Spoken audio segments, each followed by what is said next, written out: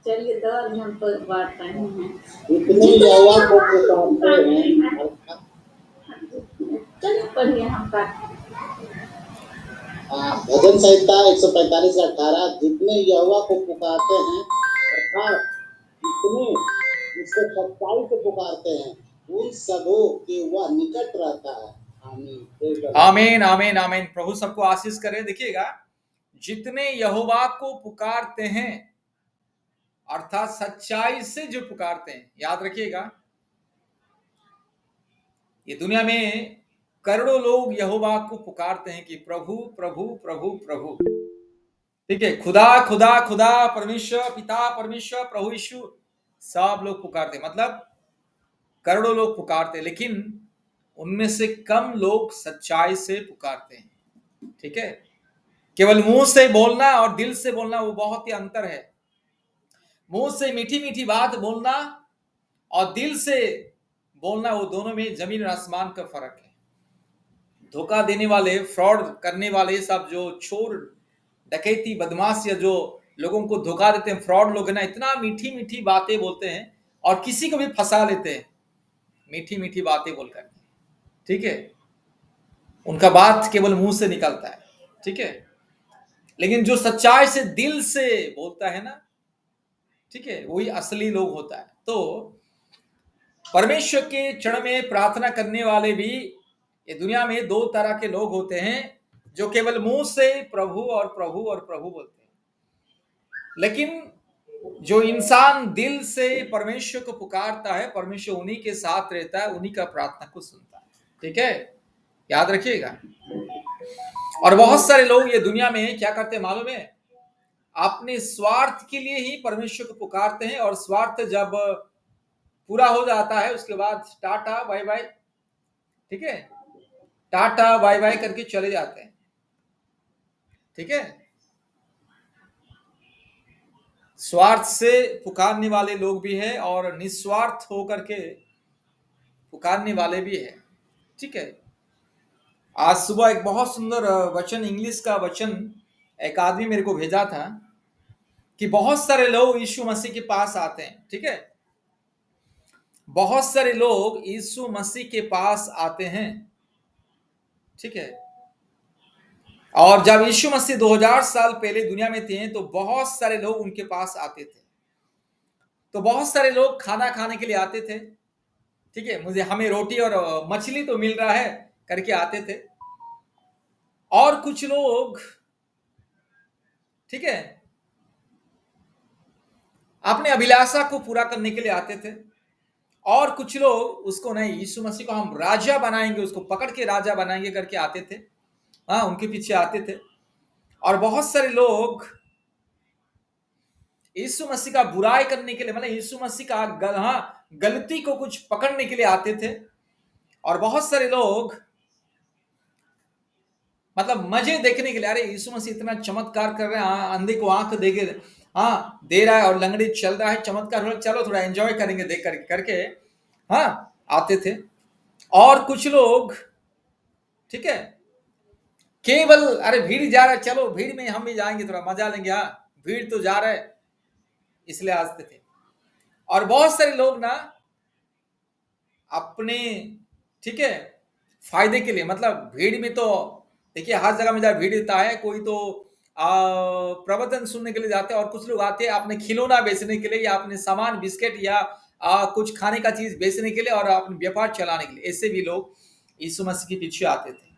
और कुछ लोग आते थे सच्चाई से उनकी बात को, वचन को सुनने के लिए। और कुछ लोग आते थे कि चलो हमें तो चंगाई पाना है, मुक्ति पाना है। और कुछ लोग आते थे कि अपने रिश्तेदारों को लेकर के कि उनका भला हो जाए करके, इस तरह से। ठीक है, यीशु मसीह के पीछे भी बहुत सारे लोग आते थे। तो आज भी दुनिया में वही चल रहा है।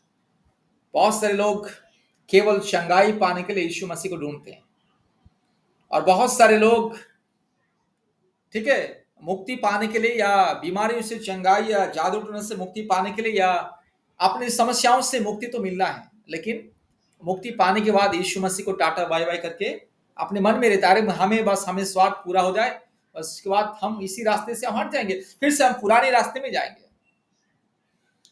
तो इसलिए ठीक है, देखिए जैसे हमारे ऑनलाइन में हजारों लोग आए हैं, लेकिन अभी हजारों लोग ऑनलाइन में नहीं है। सब लोग आए हैं अपने अपने स्वार्थ के लिए। जिसको चंगाई पाना था चंगाई मिल गया, चले गए। जिसको संतान की आशीष चाहिए था, संतान की आशीष मिल गया, चले गए। जिसको जादू टोना से मुक्ति चाहिए था, मिल गया है, चले गए।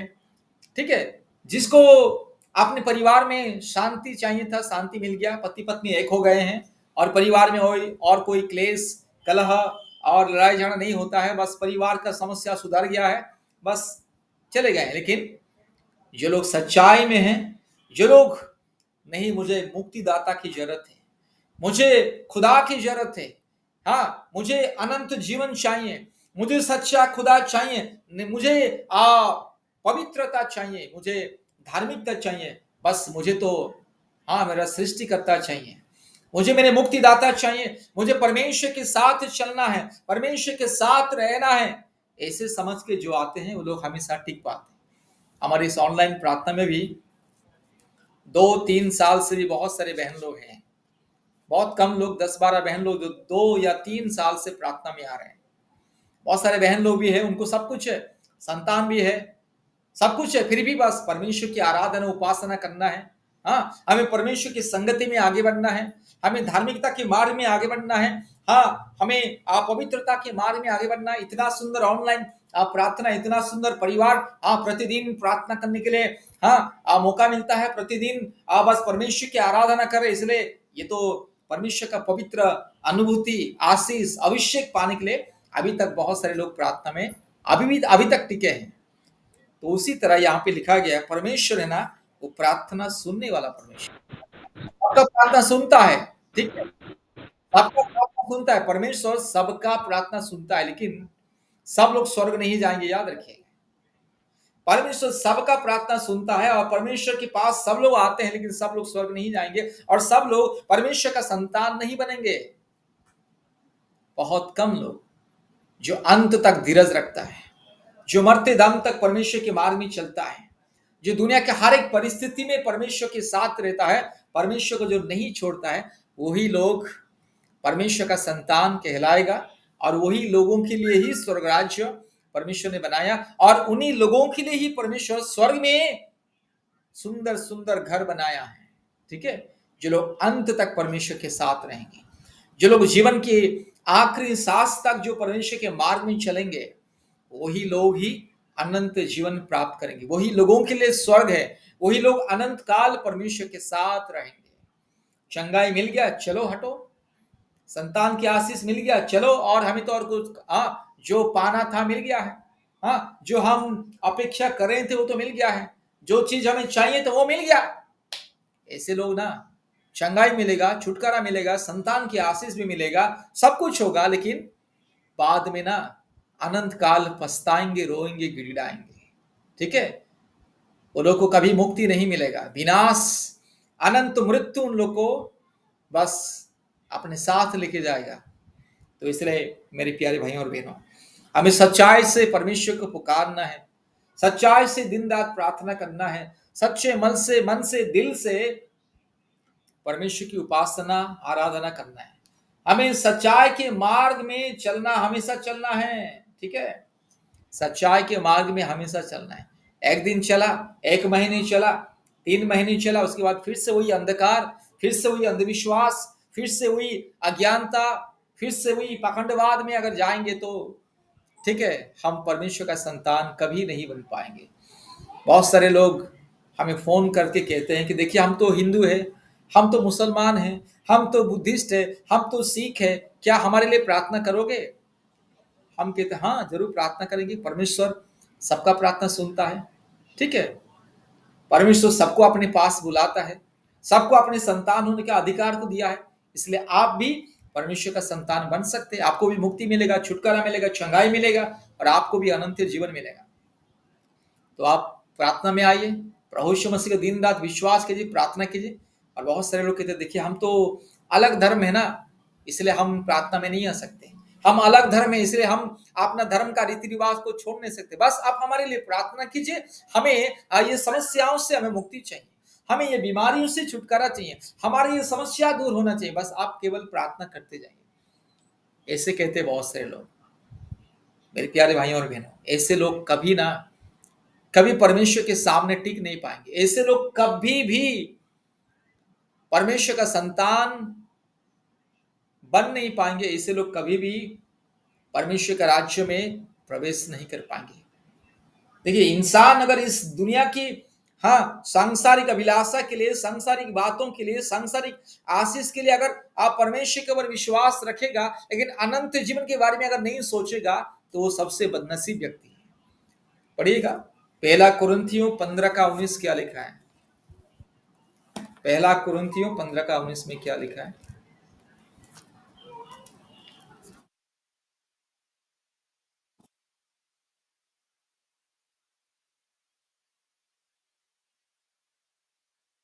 पहला कुरिन्थियों 15:19। अच्छा, बंद हो गया लगता है शायद माइक। पहला कुरिन्थियों 15:19। हाँ, यदि पढ़िए। हम केवल इसी जीवन में मसीह से आशा रखते हैं, तो हम सब मनुष्यों से अधिक अभागे हैं। आमीन, आमीन, आमीन। आमीन। मुट्टुक मनीषी से आप पढ़िए, पहला कुरिन्थियों। हाँ, यदि हम केवल इस जीवन में मसीह से आस्था रखते हैं, उससे अधिक अभागे हैं। आमीन। आमीन। देखिए कितने अच्छी बात लिखिएगा, याद रखिएगा। यदि हम केवल इसी जीवन में मसीह से आशा रखते हैं, तो हम सब मनुष्यों से अधिक अभागे हैं। मतलब दुर्भाग्यशाली व्यक्ति अर्थात बदनसीब व्यक्ति वही है जो केवल इस सांसारिक जीवन के लिए अगर कोई मसीह के ऊपर विश्वास भरोसा करता है, तो केवल सांसारिक अभिलाषा के लिए, मतलब संसार के चीज के लिए अगर कोई मसीह के पास आता है, तो वो दुर्भाग्य व्यक्ति है। हमें केवल सांसारिक विषय पाने के लिए मसीह के पास नहीं आना है। ठीक है, हमें संतान की आशीष चाहिए जरूर, हमें चंगाई चाहिए जरूर, हमें मुक्ति चाहिए जरूर, हमें शांति चाहिए जरूर, हमें उद्धार चाहिए जरूर, लेकिन उसके साथ साथ हमारे आत्मा की सुरक्षा, हमारे परिवार की आत्मा की सुरक्षा, हमें अनंत जीवन के लिए भरोसा रखना है कि प्रभु मुझे अनंत जीवन पाना है, मुझे मरने के बाद भी प्रभु में अनंत जीवन आपके साथ जीना है, मुझे नरक नहीं जाना है। हे प्रभु, बस मैं ये जब तक मैं धरती में रहूंगा तब तक मैं तुम्हारे साथ रहूंगा, और मरने के बाद भी मेरे खुदा मैं आपके साथ ही जीना चाहता हूँ, अनंत काल में आपके साथ जीना चाहता हूँ, इसलिए मुझे अनंत जीवन चाहिए। ऐसे होना चाहिए। अनंत जीवन मिले या ना मिले, रोटी, कपड़ा, मकान, चंगाई, छुटकारा, मुक्ति, संतान की आशीष या जादू टूना से मुक्ति मिल जाए, ऐसा जो सोचता है ना, वो सबसे अभागा दुर्भाग्यशाली व्यक्ति है और सबसे अज्ञानी व्यक्ति है। ठीक है, इसलिए याद रखिएगा, सच्चाई से परमेश्वर को पुकारना है, परमेश्वर के मार्ग में चलना है, और केवल इसी सांसारिक अभिलाषा, सांसारिक वस्तु के लिए यीशु मसीह के पास कभी नहीं आना। जीवन पाने के लिए, मुक्ति पाने के लिए। ठीक है, सांसारिक बातें हमें जरूरी है ना। एक पुरुष को क्या चाहिए? एक पुरुष को एक पत्नी भी चाहिए, जीवन साथी। एक स्त्री को जीवन साथी चाहिए। तो पुरुष या स्त्री को क्या चाहिए? संतान की आशीष चाहिए। ठीक है, एक परिवार में पति पत्नी है तो उनको संतान बहुत ही जरूरी है। ठीक है, और मान लीजिए परिवार में पति पत्नी बच्चे भी है, तो क्या जरूरी है? परिवार का उद्धार और मुक्ति बहुत जरूरी है। रोटी, कपड़ा, मकान, घर द्वार, गाड़ी, बंगला, ये तो जरूरी है, इंसान को जरूरी है, क्योंकि गाड़ी के बिना हम, ठीक है, एक जगह से दूसरे जगह नहीं जा सकते। ठीक है, घर के बिना हम दुनिया में अच्छी तरह से जी नहीं सकते। कपड़ा के बिना हम दुनिया में एक इंसान की तरह समाज भी जी नहीं सकते। इसलिए इंसान को कपड़ा भी चाहिए, रोटी चाहिए, मकान चाहिए, और इंसान के लिए दुनिया में जीने के लिए, दुनिया में उसके लिए जो जो आवश्यकता है, चाहे गाड़ी हो या मकान हो या बंगला हो या रोटी हो या कपड़ा हो या जो भी हो, हर चीज इंसान को चाहिए। उसके साथ साथ इंसान को और भी एक चाहिए कि इंसान को पापों से छुटकारा, इंसान को हर प्रकार के अधर्म से मुक्ति, इंसान को अज्ञानता से, मूर्खता से, अंधविश्वास से मुक्ति, और इंसान को सच्चा खुदा की जरूरत है। इंसान को सृष्टिकर्ता परमेश्वर की जरूरत है। अभी एक बाबा, मैं यूट्यूब देख रहा था, एक बाबा, एक बाबा कह रहा था कि देखिएगा, 33 करोड़ देवी देवता हिंदू धर्म शास्त्र में है। 33 करोड़ देवी देवता, ठीक है, 33 करोड़ देवी देवता है, लेकिन वो बाबा कह रहा था कि एकमात्र परमात्मा परमेश्वर है। ठीक है, ठीक है, वो बाबा बोल रहा था, जो गोबर खाओ बच्चा होगा बोल रहा था, वही बाबा। ठीक है, वो बोल रहा था कि 33 करोड़ देवी देवता हिंदू धर्म में है। ठीक है, लेकिन 33 करोड़ देवी देवता परमात्मा परमेश्वर नहीं। वो लोग तो केवल देवी और देवता है, लेकिन परमात्मा एक ही है। लेकिन दुख की बात है कि ये परमात्मा को ये हिंदू लोग नहीं जानते। ठीक है, वो कह रहा था हमारा हिंदू धर्म में तो सांप भी भगवान है, बिच्छू भी भगवान है, चूहा भी भगवान है, कुत्ता भी भगवान है, बंदर भी भगवान है, गाय भी भगवान, सारे जीव जंतु भगवान है बोला था। और हाँ, इंसान को भी हम भगवान मानते। सच बात है भाई, भगवान का मतलब सांप, बिच्छू, कुत्ता, बिल्ली, चूहा, गधा, बंदर, सुअर, पापी इंसान, दारू गांजा पीने वाला भी भगवान हो सकता है, लेकिन परमात्मा सृष्टिकर्ता एक ही है। और ये परमात्मा को आज तक दुनिया वाले पहचाना नहीं है। जिसके पास दिव्य ज्ञान है वही परमात्मा को पहचानता है। आप और मैं, हम लोगों के अलावा और कोई परमात्मा को पहचानता है? आपके जैसा, मेरे जैसा इंसान जिसको परमेश्वर ने दिव्य ज्ञान दिया है, स्वर्गीय ज्ञान दिया है, स्वर्गीय बुद्धि दिया है, स्वर्गीय दिमाग दिया है, वही आदमी ही परमात्मा पिता परमेश्वर को पहचान सकता है, और कोई नहीं पहचान पाएगा। दुनिया में इंसान चाहे कितने ज्ञानी, बुद्धिमानी, वैज्ञानिक होने से भी जिसके पास दिव्य ज्ञान, परमेश्वर का स्वर्गीय ज्ञान नहीं है, वो कभी परमात्मा पिता परमेश्वर, आपने सृष्टिकर्ता को कभी पहचान नहीं पाएगा। और एक बाबा बोल रहा था, मैं देख रहा था यूट्यूब में, कि जो इंसान परमात्मा को पहचान नहीं सकता है वो खुद को नहीं जानता है। वो बाबा, और एक बाबा बोल रहा था कि जो इंसान मूर्ति को पूजा करता है वो खुद को नहीं जानता है, और परमात्मा से उसका कोई लेना देना नहीं। वो तो मूर्ति, मिट्टी, पत्थर, कीचड़ का मूर्ति के ऊपर विश्वास करता है। परमात्मा के साथ उनका क्या लेना देना है? कोई लेना देना नहीं। तो परमात्मा के साथ किसका लेना देना होता है?